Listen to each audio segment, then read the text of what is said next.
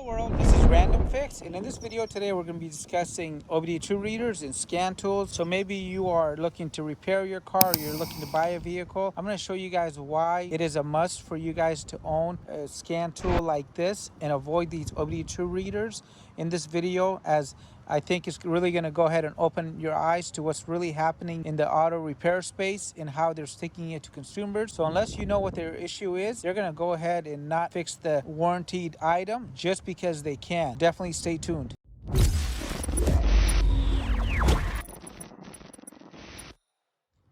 Hey everybody, welcome back to the channel. So we are gonna go and discuss why you should get a scan tool. This is a scan tool. This is an OBD2 reader. All the OBD2 connectors right here are the same. So if you have a 1996 and newer vehicle, this will work for your vehicle, this will work for your vehicle, and this will work for your vehicle. However, so this can only access OBD2 protocol after 1996, and this can go ahead and access the OBD2 protocol. However, it's able to give you access to the Nissan side. So we are looking at a Nissan Altima here. This vehicle has a transmission problem, and these particular OBD2 readers do not go ahead and let you know that there's something wrong with the vehicle. This scan tool does. And if the owner of this vehicle had owned a scan tool like this before they took it into a dealer, they could have got a brand new transmission on the vehicle installed. However, the Nissan dealer was not going to go and fix it for them. So you do not want to be like the previous owner of this vehicle. So you want to go ahead and get yourself a scan tool. And I'm going to actually cover this in depth in this video today and show you guys in writing that Nissan knew about this. And this does not apply just to Nissan. All these manufacturers know that they're selling defective vehicles, that they should go ahead and warranty them,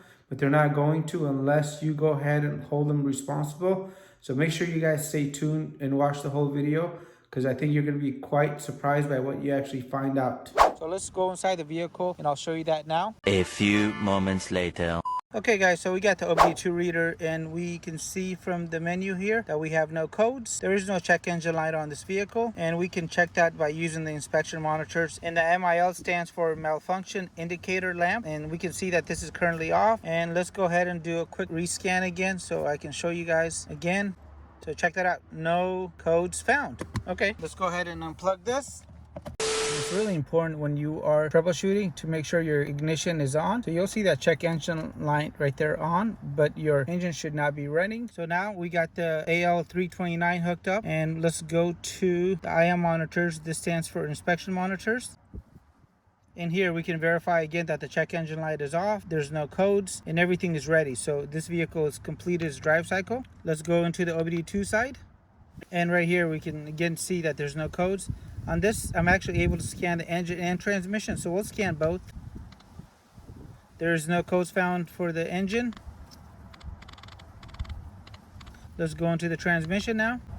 Read the codes.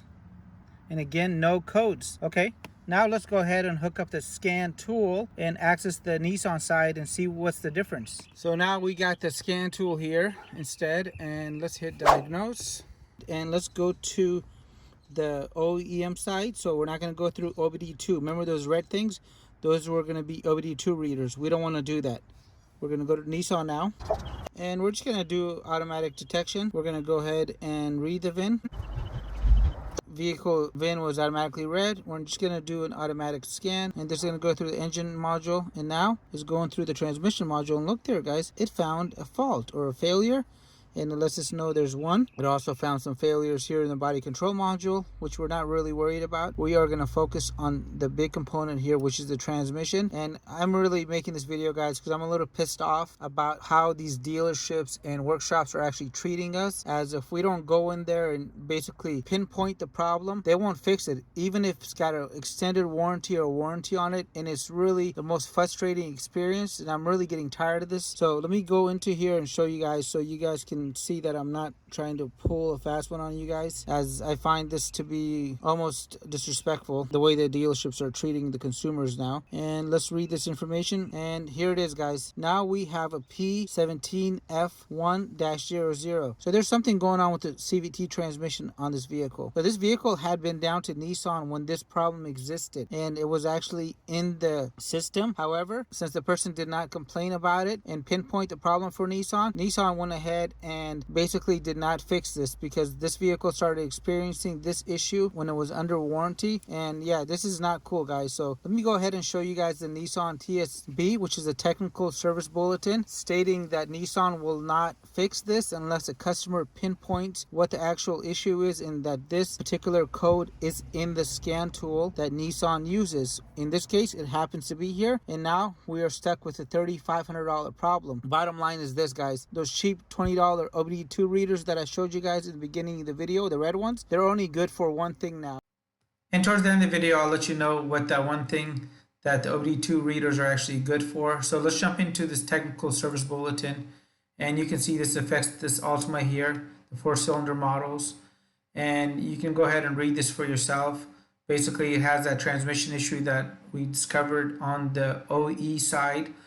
And again, right here, note, if a transmission judder, as described above, is not reported by the customer, this bulletin does not apply. So unless you had one of these Nissan OEM styled scan tools, you would not know that your transmission is actually faulty, and you can take down your vehicle for a regular service, some other recall, and the technician would see this code. That would not help you out. They wouldn't even make you aware that this is an issue on your vehicle and your vehicle has already detected this. I find this to be very, very sleazy, and I'm really annoyed. So you guys could go ahead and check this for yourself. I'll leave a link to this in the video box down below if you guys want to go a little bit more in depth. And let me go ahead and jump back to the actual vehicle here and kind of break this down a little bit more in depth for you guys, so you guys don't get scammed and you guys can keep your hard-earned money in your pocket.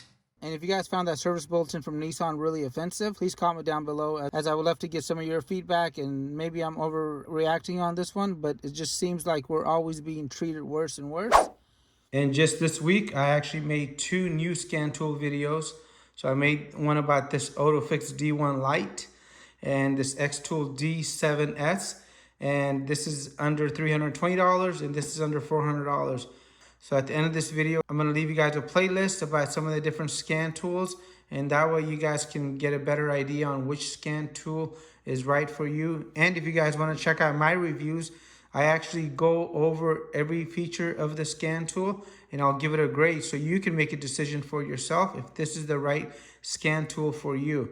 So don't get caught off guard next time you're purchasing a vehicle and then find out later on that you actually got a defective vehicle, and now that you're going to have to shell out $3,000 or $4,000 for a new transmission. Or on the newer vehicles, they got so many computers. Some of these computers are actually running $5,000, $6,000. So for example, on the new F-150 Lightning trucks, they have the radar unit in the back. They're built into the tail lamps. Well, if both of them go bad, you're going to need to spend about $5,600 just for tail lamps, because they got computers built into them. Don't get caught off guard, because I'm telling you guys now that this issue with computers and vehicles is only going to increase, and then the odds of you getting caught off guard are going to increase unless you're prepared, and that's why you want one of these.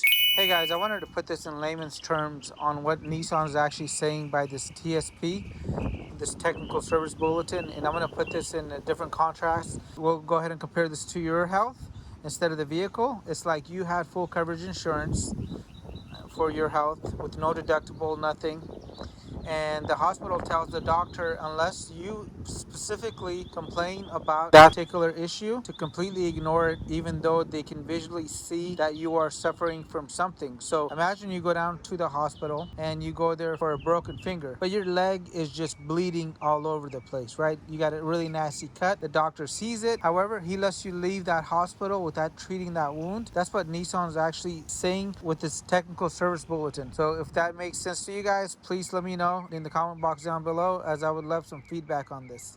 So guys, I'm going to go ahead and wrap up this video by making the following suggestions. These 2 OBD2 readers are great. However, from now on, never use this to go ahead and troubleshoot a vehicle or to find potential problems. Always stick with an OE-level side scan tool like this, and you might have to pay $150, $200 for this, but guys, trust me, you're not going to get stuck with a bad vehicle. And for the last 10 to 15 years, I've used these OBD2 readers. For a while, they were good, and after seeing what I just saw here in this vehicle and the treatment that I've gotten from Nissan, stay away from these unless you're gonna go and just check inspection monitors for smog. And if you want to just check your car to make sure that it's ready for smog, that is good for that. And if you're dealing with an issue getting your vehicle to pass smog, I'm gonna have a whole playlist down below on drive cycles, emission cycles for each make of vehicle, so definitely check those out as well.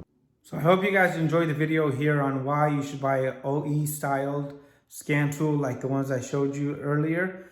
And if you guys got any questions, please leave them down below. If you guys are new to the channel, consider subscribing, as it really helps the channel out and lets YouTube know that I'm bringing you guys valuable content. While you're doing that, hit the thumbs up button. And I really do appreciate you guys watching. You guys will find anything that I talked about in the video, including that Nissan technical service bulletin with the direct link down there. And make it a great day. Thank you.